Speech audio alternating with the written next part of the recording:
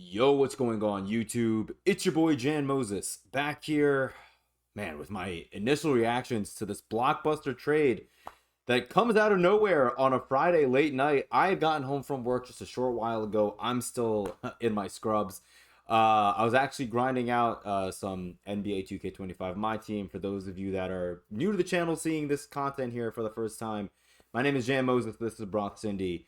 And I usually upload NBA 2K25, my team, on this channel. However, those of you that know me and know my sports fandom knows that it lies primarily with the New York Knicks and the New York Football Giants. But we're going to be talking about the New York Knicks today, as they've made a massive trade. A trade that, even if I didn't see this exact one coming, I had a feeling that something else was coming. When the Knicks traded for Mikal Bridges, I'm pretty sure in the video that I had uploaded talking about that, or if I did not upload a video talking about the Mikal Bridges trade, I had mentioned it on one of my streams after the fact. It felt like there was another shoe that had to drop. And as the summer had worn on and the Knicks had lost Isaiah Hartenstein, and we saw what felt like every single center option in the free agent market go to another team, leaving the Knicks to basically look at what was left at the bottom of the barrel. You know, players like Robert Williams, who in his heyday was an incredible defensive center, but now has come off of a few surgeries and is, I think, still employed by the Portland Trail Blazers. Didn't think that the Knicks really wanted him given Mitchell Robinson's injury history and current injury situation. So it felt like the Knicks were going to make a trade for another big man, and Cat's name has been in the rumor mill for a long time. He played at St. Joe's High School in Metuchen, New Jersey. I'd seen him play once when he was going there, when he was, in high school, because my cousin, one of my cousins, was one of his teammates back when KARL was a senior at St. Joe's. So that was pretty cool. Watching him play in high school was obviously insane. He ended up being the #1 overall draft pick in his draft class, and watching him play in high school was honestly crazy because he was just so much better than everyone on the floor at every position. He could dribble better than the point guards, and he could rebound better, shoot better. I mean, he's an incredible offensive center. I know he gets memed a lot, and he's not great defensively, and he's not shown a lot of hustle, which is honestly my biggest concern with this trade, is getting a guy like KARL on a team like this, whose culture is so predicated on grinding out the other team, outworking the other team. You look at a player like Josh Hart, the value that he brings to this Knicks team isn't in his shooting or his elite defending. It comes in his ability to outwork teams, to get rebounds over players that are nearly a foot taller than him.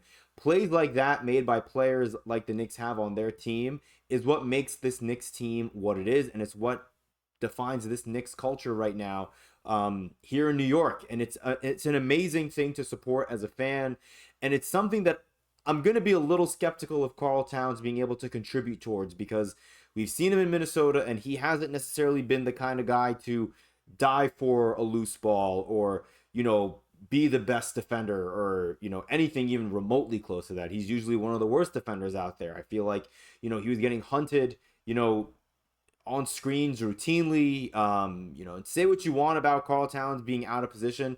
I wasn't sure if in Minnesota him playing power forward was the best use of his skill set. I kind of like him as a pick and pop stretch five, and I think having him with Jalen Brunson is going to be very exciting. That's my first positive takeaway before we talk about what the Knicks gave up. Is with Mitchell Robinson, the only real threat that he gave on offense was a lob threat. He was not a good free throw shooter at all. He, I think, was like a sub, or is a sub 50% free throw shooter. But he's still an elite defender. He's not going to be able to play for the Knicks probably until January or February. I know Ian Begley came out and said that the timeline was going to probably be, December or January. But anytime I see a big man who's had recurring lower body injuries, I always try to look towards the latter half of that injury timeline. So I would expect Mitch to come back hopefully by, if not a little bit before the All-Star break. That's just my guess. Would love to see him back much before that. And with having Karl Towns here, at least we'll have a big man who, while he won't be nearly the defender that Mitchell Robinson is, Karl Towns is going to be so good offensively. And I think Jalen Brunson is going to help Karl Towns get to another level. I really think at their ceiling, their pick and roll, pick and pop game between Jalen Brunson and Karl Anthony Towns could be top three in the NBA. If you look at, if you say Jamal Murray and Nikola Jokic is number one, and you could say Maxey and Embiid is number two, I think Brunson and Karl Towns could be number three. I really do. I think Karl Towns is a better shooter from three than Joel Embiid. Obviously, Joel Embiid is the better overall player by far, in my opinion. He's a significantly better defender. I'm not too familiar with Karl Towns' ability when it comes to playmaking, but I know Embiid has taken strides last year in that regard, so we'll have to see. I don't think Karl is going to be a better center than Joel Embiid, but I do think Karl is going to be one of the best centers that the Knicks have had in a really long time, and he's going to be a totally different player than the Knicks have had at the center position in a long time, if ever. I mean, when the Knicks had Porzingis, we didn't really get to ever see him shine as a five. We really were running him as a four for the most part, and then he got hurt because, while he was on the Knicks, he was so scrawny, and now that he's, kind of been in the NBA now for a few years, he's gotten his strength up, and now he can actually play the five. He has a little bit more of a post game now because he doesn't weigh 80 pounds soaking wet with a brick in each pocket, talking about Porzingis. So Karl Towns offensively should really help take this Knicks offense to another level, which is really exciting. Defensively, we'll have to see. I think OG Anunoby's health is now going to be even more paramount because he's going to be doing so much of that dirty work defensively, especially until Mitchell Robinson comes back when it comes to helping defend on, in the front court. So, because I'm assuming OG Anunoby is going to be the four because, as you can see here on the screen, Julius Randle and Donte DiVincenzo are going to be going out in this trade. Now, Julius Randle was a really interesting player on the Knicks because, he was playing really well on the Knicks in January when the Knicks had OG Anunoby. The Knicks basically had their entire team minus Mitchell Robinson, who I think he got hurt in November or in December 2023. And it looked like Julius Randle had really bought in. And I think that's part of the reason why I'm a little frustrated with this trade is I wanted to see what this Knicks team was going to look like with Julius Randle.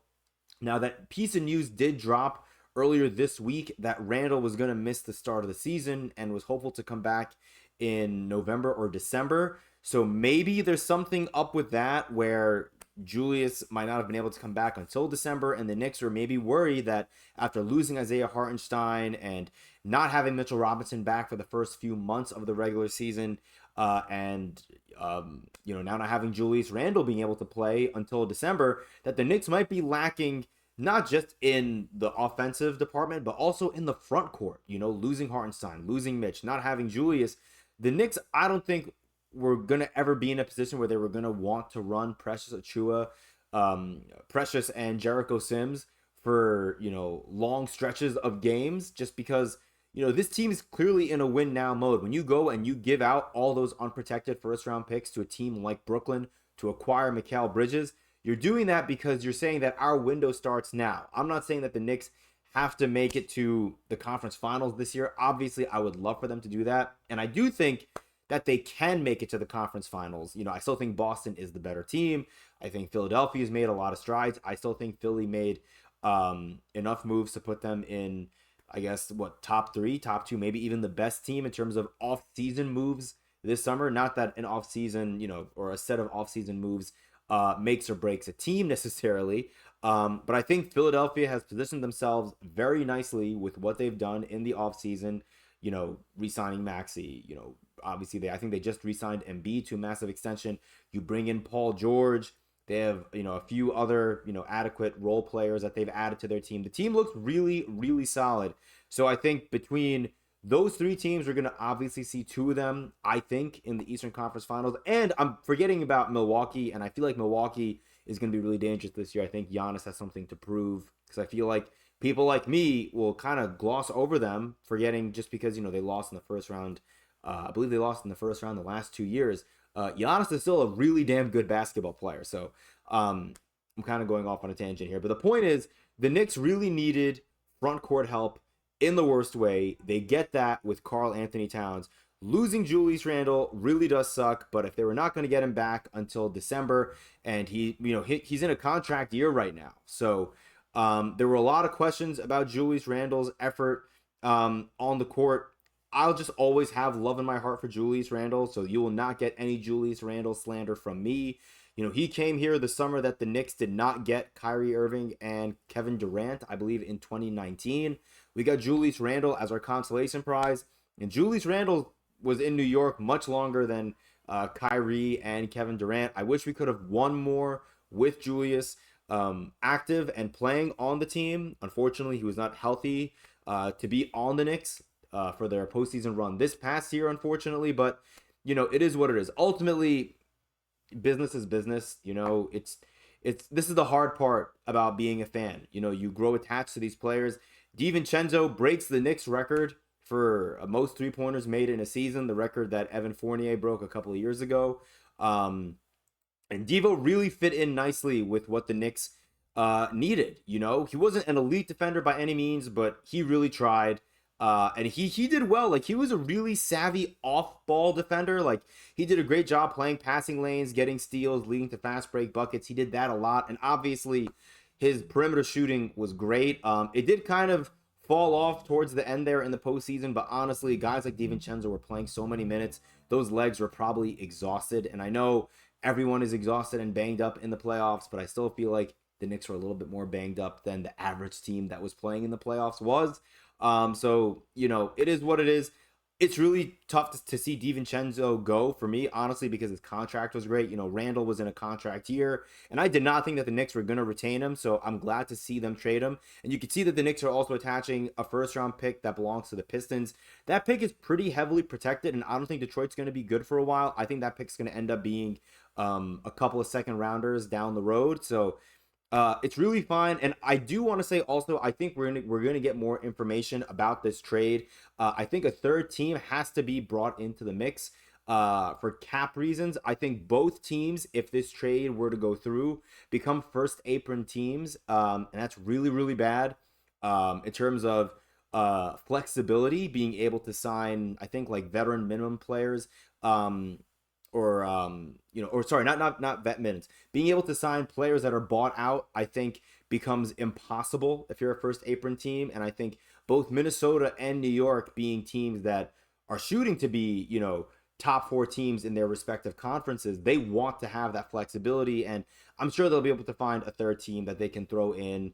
I don't know what kind of assets they would include. Hopefully the Knicks don't include many more assets, because I'm a little worried, because the Knicks, they have some really good players right now, and I don't want to see a player like Miles McBride, who I love, get dealt to a third team just to make the financials work. So, losing DiVincenzo already is really tough, but I also don't think it's as big a blow as Knicks fans maybe making it out to be. Like, DiVincenzo's great, but I think a trade like this kind of opens up that shooting guard spot to now, we could have, Josh Hart start at the 2. We could have Deuce McBride run a little bit at the 2. The Knicks have other players that they can throw in, and they have players like Mikal Bridges who can slot in at the 2 as well. OJ Anunoby can play the 3 or the 4. Like, there's so much lineup versatility and flexibility here. I just think Karl Towns, on paper, could help elevate this Knicks team offense to a brand new level, and I'm genuinely very excited to watch this this offense. This pick and roll game with Brunson and Cat could be a lot of fun to watch.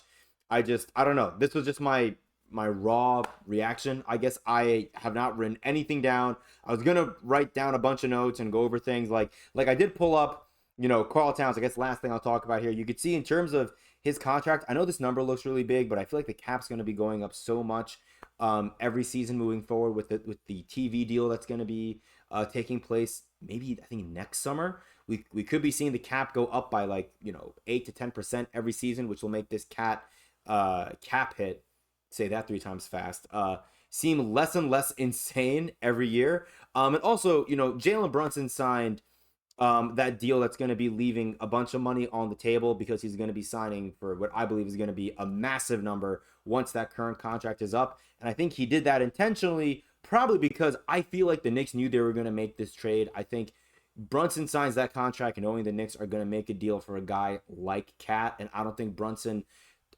signs for less money than he could have made if he didn't know that the Knicks were going to be making one last swing to try to bring in one other star to come and play alongside Jalen Brunson. You can see here, Cat, he has at least this year and then the following 2 years under contract with the Knicks, and then he has a player option in 2027. If you take a look at the way that lines up with the rest of the Knicks, you could see OG Anunoby's contract goes basically through 2027 as well. Then he has a player option in 2028. Jalen Brunson, same thing. I mean, you guys can see what's happening here. DiVincenzo, I mean, you're getting him at such great value for the next 3 years if you're Minnesota. This is one of the best contracts in the NBA. Julius Randle, like I said, is going to be a free agent. He's more than likely going to reject that player option, and then we'll see. Because if the Minnesota Timberwolves choose to not re-sign Julius Randle, then they could treat this as a salary dump in a way, because Karl Towns is making a lot of money as of right now. But if you take a look at the Knicks roster right here, you'll see there are a number of contracts here. You know, you have Deuce McBride, who I think he has one of the best value contracts as well in the NBA. You have Deuce McBride. You know, you got rookies like Tyler Kolek, Josh Hart, Jalen Brunson. Mikal Bridges is probably going to also sign, I think, for a team-friendly deal. The Knicks are basically saying, this is going to be our team. This is the team we're going to try to compete with for the next 3 to 4 years. And everyone's still relatively young, you know? I mean, Julius Randle was the only real player on this team who was 30 years of age. You know, you're bringing Karl Towns. I think he's 28. Is that right? Let me see here. Yeah, I mean, he'll turn 29 when this season is about a month underway. So, you know, and Cat's game, just because he's, you know, a gifted perimeter shooter, he should be able to age gracefully, and that contract's going to be, you know, ending when he's 32. That's not really that old. It's not like Karl Towns is going to be losing that much in terms of perimeter or lateral quickness or perimeter defense, because he's already not that good of a perimeter defender. So it looks like the Knicks are sending Daquan Jeffries and other draft compensation to the Charlotte Hornets. I won't say the Charlotte Bobcats. To the Charlotte Hornets. So we have to see what that draft compensation is. I'm assuming there are going to be some second-round picks in there because the Knicks have a ton of second-round picks. So, yeah, there you have it. All in all, it's really tough for me to give, you know, a grade, I guess, to a trade like this. I'd probably give it, for the Knicks, I think at its ceiling, it's going to be a B+ or an A- because if Karl Towns comes in, he buys into the culture, he shows that he's at least willing to try on defense, to not complain when he doesn't get foul calls, you know, because we had that in Julius Randle. And again, I'm not here to slander Julius Randle, but it's true. Julius did complain sometimes when, you know, he wasn't able to get his offense going and he couldn't draw fouls. So hopefully Karl Towns will do less of that on this team. I think being in this environment will help hopefully cultivate that within him. So B+ or A- because I do think if Cat can at least be serviceable and not a total zero or a negative on defense, he's going to be so good on offense, and I trust Thibodeau to make it work. Tibbs has coached Cat before. He coached Cat for 3 years, and I think if Karl Towns would not work with this team, Thibodeau would have probably said something to Leon Rose, who he's very close with, and Cat would not be here. On the other hand, if everything I said does not work out, this could obviously be a disaster. But the last thing I'll leave you with is, I think for a team like the Knicks to have a chance to win a title, you have to make a trade like this. Because the New York Knicks, the way their team was set up, was not set up to be a title contending team with the roster that they had before they made this trade. You know, even if they found a way to retain Isaiah Hartenstein for whatever reason, you know, like iHart was very good, Mitchell Robinson was very good. Karl Towns is a star center in the NBA. He really is. Again, he's not elite defensively, but he's elite offensively. And I really think having a true point guard in Jalen Brunson, no offense to Mike Conley in Minnesota, or, you know, or Ant Edwards. Ant is not a point guard. Ant is a young budding superstar in this league, but he's not a primary facilitator. He's more of like a scoring slashing 2 guard, who's, you know, one of the best in the league and is going to probably be a top, you know, 5 player or 10 player, you know, this upcoming season if he isn't already. But he's not a playmaker. Jalen Brunson is. Jalen Brunson, I think, really learned how to facilitate better when Julius Randle went down, because Julius Randle, for all of his flaws, was a great playmaker as well as being a good isolation scorer. And because of that, he had a lot of gravity that he brought onto the court. When he left, Jalen Brunson was really the only player who had any level of offensive gravity. Players defensively was sort of focusing on him, and so he was forced to learn how to play make. I think it's going to really help him flourish with Karl Anthony Towns. We'll have to see what happens defensively, but honestly, I don't think the Knicks are going to be able to seriously, or the Knicks would be able to be serious title contenders without making a team like this. This is now the Knicks team for the next few years. I'm excited to see where it goes. Sorry for the long-winded video, and sorry if I rambled here and there. That's kind of the nature of these videos when you don't, make an organized set of bullet points to go through all your thoughts. This is very, very exciting. Like this guy Darwin's Burner says right here, crazy AF. It is 100% crazy AF. I don't know. We'll have to see what happens. Knicks basketball, I think, is starting up in about 3.5 weeks or 3 weeks. So, yeah, we're almost there. Really excited to watch Karl Towns on night 1 against the Boston Celtics. Appreciate you guys. I know this is not NBA 2K25 My Team content, but look, I'm a big Knicks fan, and this is huge news. So, yeah, really hope you guys enjoyed. If you guys are from my 2K fan or my 2K community and you watch this video till the end, I really appreciate you because I don't really do videos like this, but I enjoy doing videos like this. So, appreciate all you guys. Let me know down below in the comments if you are a Knicks fan or if you're not. What are your thoughts on the trade and what letter grade would you give it now that we know what is going out for the most part, assuming the Knicks are not sending first-round draft compensation to the Charlotte Hornets along with Daquan Jeffries? Let me know what your thoughts are on this trade. Appreciate you guys. Have a great weekend. And until next time, I'll see you later.